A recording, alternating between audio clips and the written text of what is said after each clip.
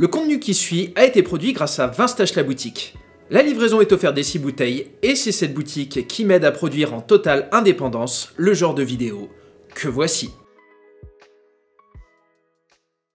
Ça fait des années que je vous tease un épisode de Vinstache sur la Bourgogne. L'une, si ce n'est la région, la plus iconique de notre fabuleux patrimoine viticole national. Le souci, c'est que, outre la complexité de m'attaquer à une telle pierre angulaire du vin français, je peine à structurer et à condenser mes propos. Ainsi, si je dois vous faire un opus sur la Bourgogne, alors j'aimerais que ce soit une grande, belle, ambitieuse et ultime vidéo de plus d'1 heure qui marquera très certainement la fin de l'aventure Vinstache. Mais comme cette vidéo ne sera clairement pas pour demain, et que je sais que vous êtes friands de cette région ô combien séductrice et fascinante, j'ai décidé de m'attaquer à l'un des grands crus les plus fameux, qu'est le Clos de Vougeot, ou Clos Vougeot pour les intimes, voire Clos-du-6 Vougeot, les trois se disent et s'écrivent, même si Clos de Vougeot reste l'orthographe historique. Le Clos de Vougeot, donc un nom iconique qui, comme le dit si bien le titre de ma vidéo de manière un chouïa provocatrice, est un grand cru que personne ne connaît, mais qu'en même temps, tout le monde connaît. En effet, si aujourd'hui même des gens peu initiés au vin ont déjà entendu parler de la Romanée Conti, de la Tâche, du Chambertin ou encore de Bonnemar, le Clos de Vougeot, quant à lui, reste très souvent associé à son emblématique bâtisse, devenu aujourd'hui un phare touristique indéniable dans le paysage nuiton qu'est le château du Clos de Vougeot. Pourtant, et bien que cet édifice ait une place centrale dans l'histoire, la vinification et la renommée de son appellation éponyme, il serait bien cruel de ne le réduire qu'à cela. C'est pour cela que j'ai décidé pour ce tout nouvel opus de ce vin qui m'a marqué, de vous emmener à la découverte de cette pièce incontournable, du joyeux et un brin bordélique puzzle qu'est le vignoble de Bourgogne. Le Clos Vougeot tient ses racines aux surprises, comme pour la plupart des vénérables et ancestraux terroirs, des moines. Et plus précisément d'une querelle philosophique entre moines bénédictins. En effet, au XIe siècle, la région, alors sous le joug du duc de Bourgogne, est religieusement dominée par l'ordre de Cluny et sa magistrale abbaye, qui compte aujourd'hui encore parmi les trésors du patrimoine architectural local. Or, l'ordre clunisien s'attirait de plus en plus les critiques d'autres ecclésiastiques, lui reprochant notamment son manque de dépouillement et son train de vie un brin trop ostentatoire. Les moines étant à la base des hommes de foi ayant fait vœu de pauvreté. Afin de se départir de cette idéologie, le moine Robert de Molesme décida en 1098 de partir s'installer dans le petit village de Saint-Nicolas-les-Citeaux, un bled qui compte aujourd'hui à peine 400 âmes situé à 25 km au sud de Dijon, pour y fonder l'ordre des Cistériens, ainsi qu'une abbaye bien plus sobre, en l'occurrence celle de Citeaux. Dès leur installation, les moines de Citeaux reçurent du duc de Bourgogne une première vigne à Meursault. La seconde donation eut lieu une dizaine d'années plus tard, vers 1110, à Vougeot, un petit village proche de Citeaux et qui doit son nom à la Vouge, un ruisseau. Et je suis très fier de vous placer cette anecdote ici, le Clos de Vougeot tient son nom d'un ruisseau. Une source d'eau qu'a baptisé un vin. Ah, c'est pas banal. Fort de ses premières parcelles, les moines vont, dans un premier temps, via des donations de généreux chrétiens, commencer à étendre leur surface viticole et ceindre celle-ci d'un mur de pierre afin de se protéger du vol, du brigandage et des dégradations. Et voilà donc pourquoi c'est un clos. Ah, je suis désolé, toutes mes anecdotes sont pas aussi croustillantes les unes que les autres. Mais les affaires tournant plutôt bien, ironique quand on connaît les racines historiques du mouvement cistérien, les hommes de foi vont commencer à échanger des vignes, voire même à en acquérir. De quand datent les limites actuelles du clos correspondant à 50 hectares, 96 arts et 54 centillards? Eh bien, d'après l'excellent ouvrage Le Clos de Vougeot, l'âme du vignoble bourguignon, qui fut une source d'information cruciale et prépondérante à la réalisation de cette vidéo, nous n'en savons rien. On estime qu'elles auraient été définies entre le XIIe et XVe siècle, même si certains pensent que l'ultime parcelle aurait été acquise en 1336, là où d'autres historiens établissent ses frontières autour du XVIIe siècle. Ce que l'on sait en revanche, c'est que le cellier de Vougeot date à minima de 1167, date à laquelle on se rendit compte que la viticulture, avec l'essor des villes et du niveau de vie, pouvait être un revenu. Et je parle volontairement de cellier, donc une cave de stockage, plutôt que d'une cuverie ou d'un chai, soit des bâtiments techniques destinés à la vinification. Pourquoi ? Parce que, comme narré dans le fabuleux ouvrage de Louis Latour, et comme déjà expliqué dans mon épisode consacré au Montrachet, à partir du XIIe siècle va se dérouler la révolution énologique bourguignonne. Révolution qui posera les bases de ce qui deviendra nos vins rouges modernes. En effet, à cette époque, les moines et vignerons de la Côte d'Or vont mettre au point une nouvelle technique de vinification consistant à laisser macérer en cuve des peaux de raisin colorées avec du mou en fermentation avant de pressurer le tout pour enfin le faire vieillir en tonneau. Et ces nouvelles techniques requièrent des infrastructures importantes, notamment des pressoirs.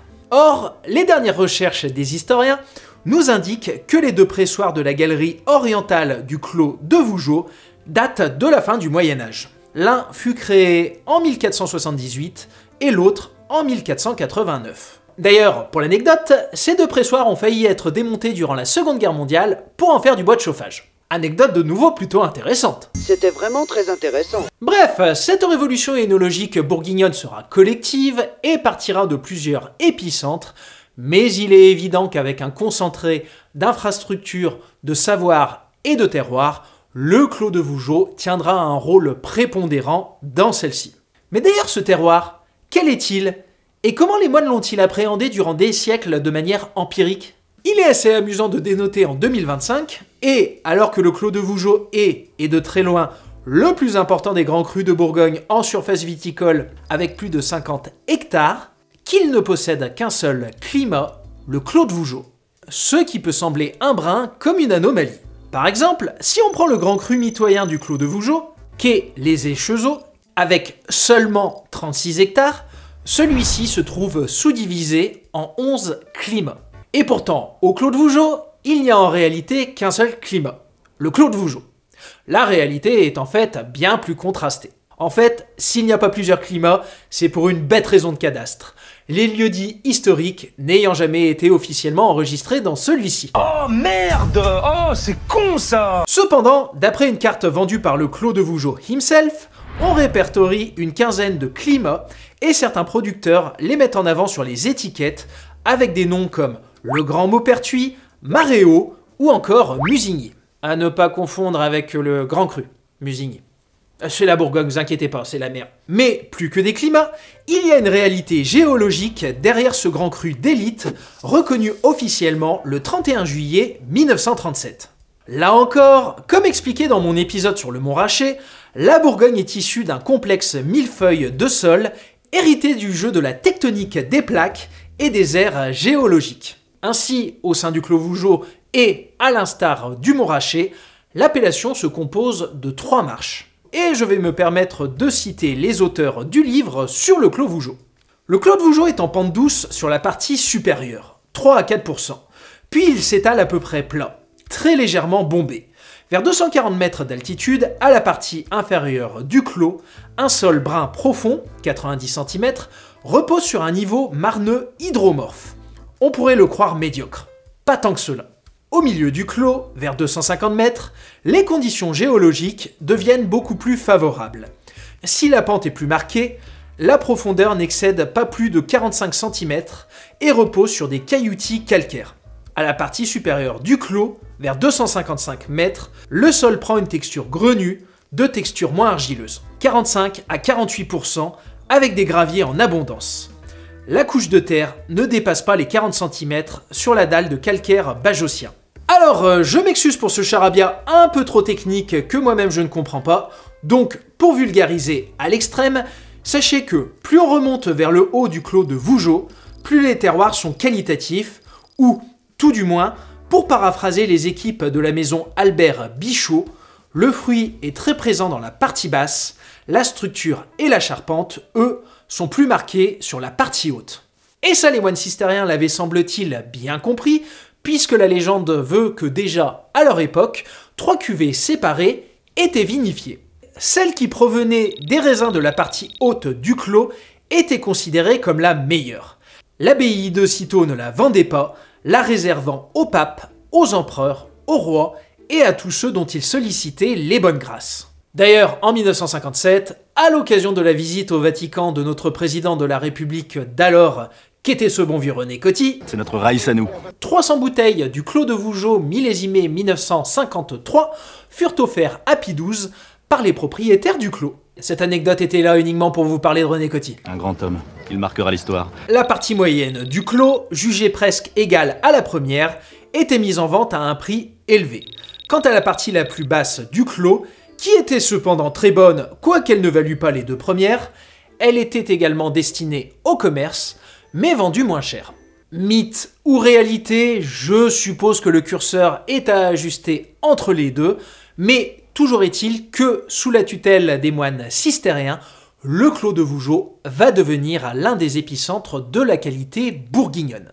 L'auteur allant même à se demander si ce ne serait pas eux qui auraient décidé de sélectionner le pinot noir plutôt qu'une autre variété pour élaborer de grands vins couleur vermeil. Mais d'autres innovations seront le fruit du travail des moines, comme l'enrichissement des vins par le sucre, ce que l'on appellera par la suite la chaptalisation, le chauffage de la vendange, ou même encore le glucoénomètre, un appareil permettant d'apprécier la densité du mou et d'en déduire la teneur future du vin en alcool. Et tout cela, eh bien on le doit aux hommes d'église du Clos de Vougeot. Pourtant, tout ne fut pas rose lors des 10 siècles que traversa ce vignoble. Déjà parce qu'il fut anéanti au XVe siècle par l'attaque répétée des insectes, des champignons, des chenilles et des limaçons. Mais aussi parce qu'en 1789, la Révolution française va venir démembrer l'unité et l'unicité de ce nom iconique. Pas la peine de vous faire un dessin, chrétienté et république ne firent guère bon ménage et, en novembre 1789, un décret de la Constituante met tous les biens ecclésiastiques à la disposition de la nation. Et, étonnamment, la vente des biens publics fut fort bien accueillie dans la région, puisque permettant de redistribuer un patrimoine patiemment accumulé pendant des siècles et dont le renom était extrême. Alors, certes, le tableau que je vous présente est une sacrée ellipse temporelle, puisque représentant les cours du négoce bourguignon dans les années 1910, mais derrière la Romanée, Chambertin, Musigny et Richebourg, le Clos de Vougeot restait l'un des plus convoités. Et celui qui va rafler la mise le 17 janvier 1791, c'est Jean Foucard, un banquier parisien. Mais comme il ne versera finalement jamais la somme due, il cédera ses droits à deux autres banquiers parisiens, dont l'un des deux revendra d'ailleurs lui-même ses droits. Un régisseur va être installé et, après de longues tractations commerciales, c'est finalement le 20 avril 1818 que Julien Jules Ouvrard devient l'unique propriétaire en monopole du Clos de Vougeot. 50 hectares de grands crus d'un coup. Bam! Paf, coup de boule, coup de boule. Sachant que, pour l'anecdote, il possédera aussi la Romanée-Conti, un morceau du Chambertin et le Corton Clos du Roi. Coup de boule de nouveau. Le mec, il aurait encore ça en 2025, il serait milliardaire en patrimoine foncier viticole. Et j'exagère à peine. Il prendra grand soin de ses vignes, mais n'ayant pas d'enfants, il lèguera ses biens à ses neveux et nièces, et, à partir de là, le cycle infernal de vente et de revente amorcé depuis la Révolution va se perpétuer. Avec des familles de négociants bourguignons qui se succéderont et qui feront un peu tout et n'importe quoi, ce qui donnera d'ailleurs naissance, pour l'anecdote, au milieu du 19e siècle à des Clos de Vougeot champagnisés, puisque des historiens ont retrouvé un menu du début du siècle indiquant un accord avec un Clos Vougeot mousseux rosé extra dry réserve 1898. Et alors ça, pour le coup, j'avoue, je serais vraiment très curieux de goûter. Et finalement, en 1889, soit tout juste un siècle après la Révolution française, le Clos de Vougeot est de nouveau remis à la vente et sera acquis par 15 propriétaires bourguignons différents. 15 propriétaires qui deviendront 38 en 1920, 55 en 1945, puis environ 80 aujourd'hui. Donnant naissance à cette bien belle carte, qui me sera très utile pour l'épisode de buveur d'étiquettes à venir, et qui vous démontre la complexité de la répartition des parcelles des multipropriétaires.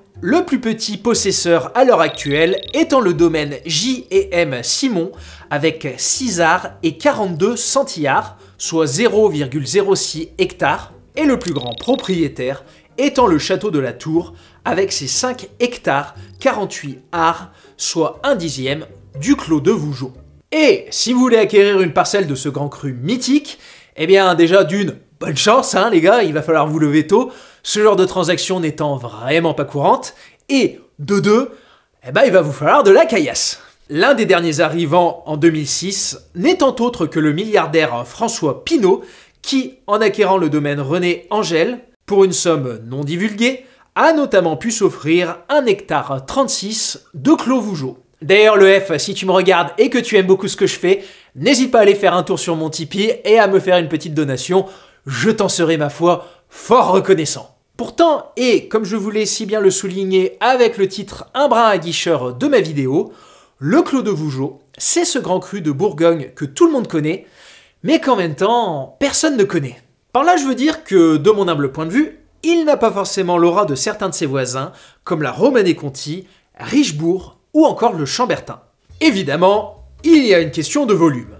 Le Clos de Vougeot étant aujourd'hui le plus grand cru de la Bourgogne, avec ses un peu plus de 50 hectares, il se fait bien moins rare. Par exemple, prenons le millésime 2018.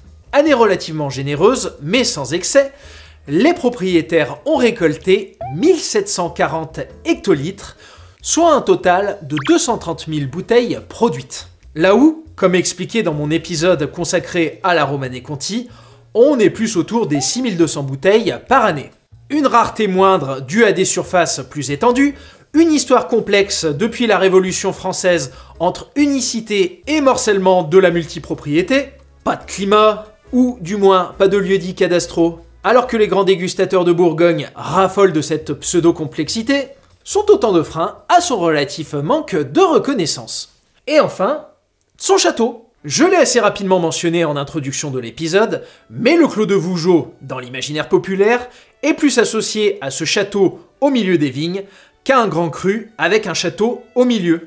Nombre de touristes s'y arrêtant plus pour découvrir cette belle bâtisse au milieu des vignes, qui fera une bien jolie photo Instagram ou un short TikTok, plutôt que pour son histoire et son passé viticole séculaire. De même, dans les années 30, et alors que se dessine la reconnaissance en grand cru de la future appellation, suite à de nombreux facteurs, parmi lesquels je pourrais vous citer une sortie de la très douloureuse crise du phylloxéra, une mise en garde du syndicat de défense du Clos de Vougeot quant à la baisse constatée du niveau qualitatif des vins, ou tout simplement la crise commerciale, dans laquelle la Bourgogne est engoncée, malgré certains immenses millésimes comme 1929, va être lancée la confrérie des chevaliers du tas de vin. Et que vous faites désormais partie de la grande famille du tas de vin. Et oui, ce petit objet servant à déguster s'écrit taste-vin, mais se prononce tas de vin. L'idée, puisque personne ne veut de nos vins, invitons nos amis à les boire avec nous. Ainsi, sous la Troisième République, comme très bien expliqué par Gilles Laferté dans son ouvrage La Bourgogne et ses vins, afin de se construire une image de marque de terroir allant à l'inverse des vins aristocratiques de Bordeaux et de la Champagne, les Bourguignons vont décider de cultiver le folklore régional.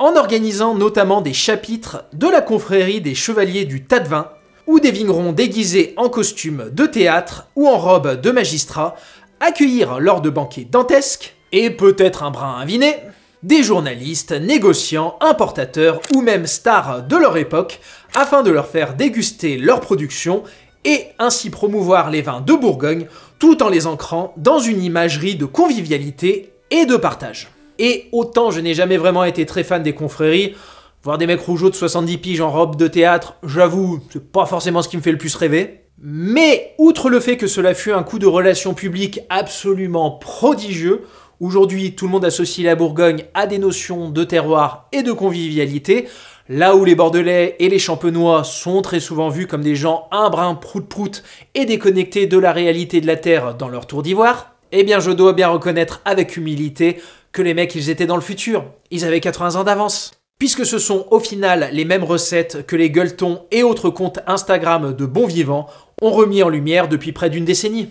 La tradition, le terroir, la convivialité, le vin, la bonne bouffe et les copains, et ça cartonne. Soit. Mais toi Loïc Geoffrey de Vinstache, ton expérience intime avec le Clos de Vougeot, quelle est-elle? On est bien dans un épisode de ce vin qui m'a marqué, non? Exactement, merci pour cette facilité d'écriture qui va me permettre de raccrocher le wagon. Alors, pour être totalement transparent avec vous, je ne bois que très rarement des vins issus du Clos de Vougeot. En effet, bien que ce grand cru reste plus facilement accessible que d'autres grands noms de la région, je rechigne toujours à mettre les un peu plus de 120 € minimum dans une bouteille, ce qui est malheureusement devenu le prix plancher bas de cette appellation. Nonobstant, lors de la fameuse dégustation des 33 grands crus de Bourgogne, où nous avons pu déguster l'ensemble de la collection des grands crus de la région, eh bien j'avoue avoir gardé un souvenir assez ému du Clos de Vougeot 2019 de chez Laurent Delaunay. Alors certes, le vin n'avait tout juste que 4 ans au moment de sa dégustation, mais je me rappelle d'un flacon plein de fruits aux notes de framboise et avec une matière juteuse. D'ailleurs, si vous vous demandez quels sont les marqueurs olfactifs propres au vin issu du Clos de Vougeot, sachez qu'on vous parlera très souvent de framboise, de truffe, de parfum d'églantier, de réglisse, de violette ou même encore de menthe sauvage. Et qu'on vous vantera souvent les mérites de sa sève et de son moelleux remarquable. Mais on ne va pas se mentir, cette vidéo était surtout un prétexte pour un préambule ou tout du moins une très belle introduction à un futur épisode de Buveurs d'étiquette à venir. Et je peux vous garantir qu'on a ouvert du lourd, du très très lourd. Enfin, avant de vous dire au revoir, outre les habituels like, commente, partage, abonne-toi, j'en profite pour remercier le château de Vougeot, ainsi que le bureau interprofessionnel des vins de Bourgogne, qui ont très gentiment accepté de nous recevoir au château du Clos de Vougeot, afin de réaliser ces superbes images. Un immense merci à eux, et quant à moi, je vous dis à très vite.